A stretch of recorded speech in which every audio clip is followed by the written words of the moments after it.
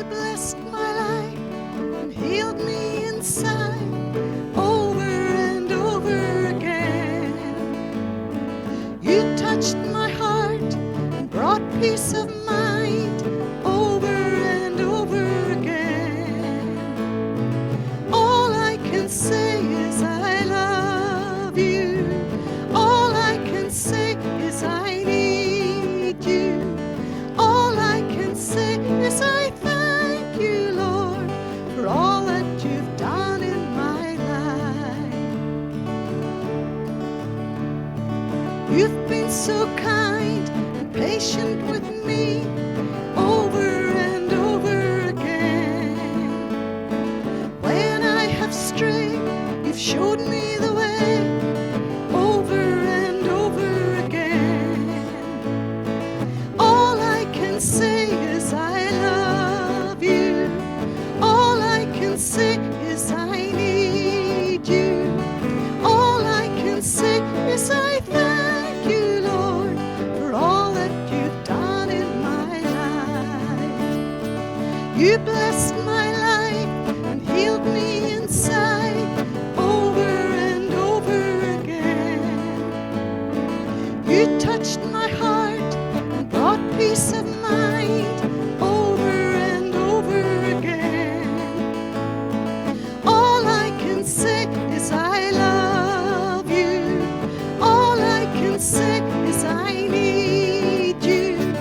All I can say is I thank you, Lord, for all that you've done in my life. You've been so kind and patient with me over and over again. When I have strayed, you've showed me the way over and over again. All I can say is I love you. All I can say is I need you.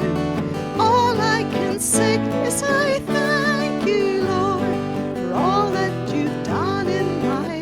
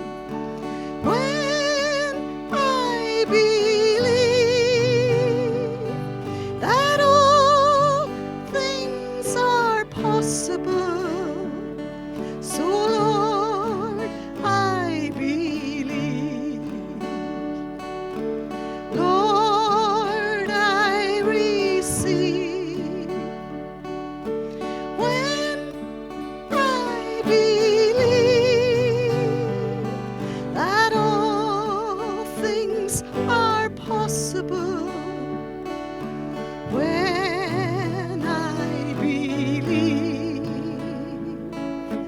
Lord, I receive when I believe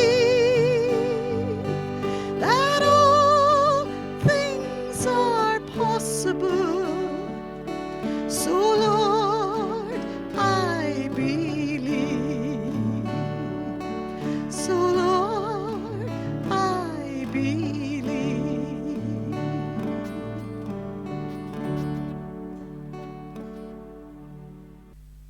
Most people know the story of the Good Samaritan that Jesus told, and you can read that in Luke 10. And it's the story of the man that was stripped, robbed, and wounded. And mostly we talk about that story in the sense of the Samaritan who came along and helped this man. But today I want to look at the man himself, the man that was lying by the roadside, that people walked past. The priest walked past, the Levite walked past, and they wouldn't help. But along came this Samaritan,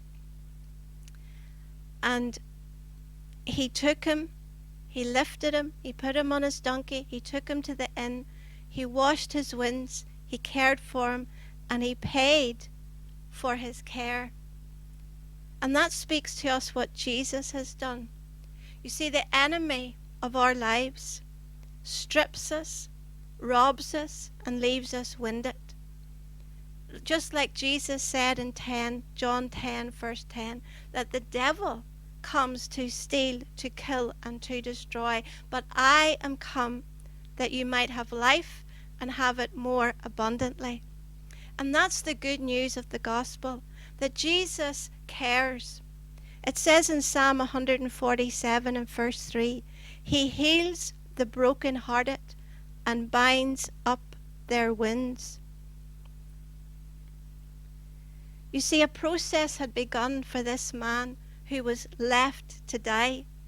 He was left wounded, and he was just left there lying with no help, hopeless, and just probably feeling that that was the end of it all.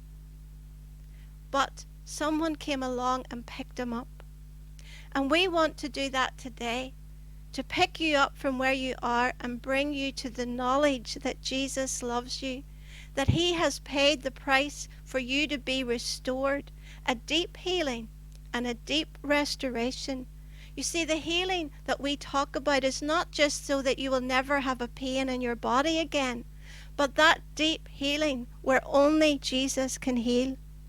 You see, the worldly systems come along and they counsel, trying to give you something to explain what happened, trying to come to terms with what has happened, maybe trauma, victim of abuse, or being trapped, or whatever it is.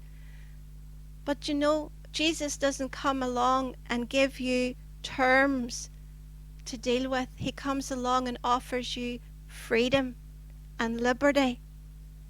It's different when he says in Psalm 55 and verse 22, cast your burdens on the Lord and he will sustain you. And Jesus said in Matthew 11 verse 28, come to me, all you who are weary and burdened, and I will give you rest. That's his desire, to give you rest. But there's a process. Just like that man, he just didn't pick him up and set him on his way. He lifted him, he put him on that donkey, he took him to the inn, and they cared for him. There was a process, and there's a process in our lives for healing and restoration. And it's a lifestyle that we can know. Our emotions and our thoughts, they're tied to offense. They're tied to hurts and fears and trauma. But Jesus said, peace, my peace I leave with you. My peace I give you.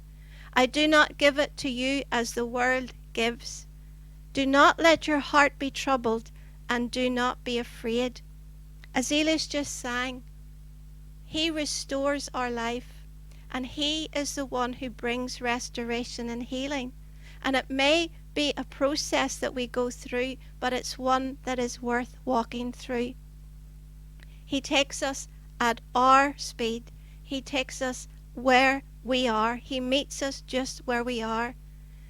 The Samaritan didn't go to the man lying there and say, "Where do you want to go?" He just picked him up and took him to a place of refuge. And our prayer is that as we share with you this gospel, that you will come to know that place of refuge that is found in Jesus Christ alone. Amen. As we were praying there, I was just hearing just about the brokenhearted. And the scripture that's come to me is, trust in the Lord with all your heart and lean not on your own understanding. Acknowledge him in all of your ways and he will direct your paths. So right now I just want to pray for those that have brokenhearted. So in Jesus' name, I just pray for those that, Lord, that have hurts and pains, as we've been sharing today, those pains and those hurts that, whether it's sons and daughters that have left the home, whether it's somebody that they've lost, whether it's rejection, whether it's strife in the family, whatever it is, oh God, but that brokenness, Lord, you're the one and you're the only one that can do that deep work within our hearts, as you did me.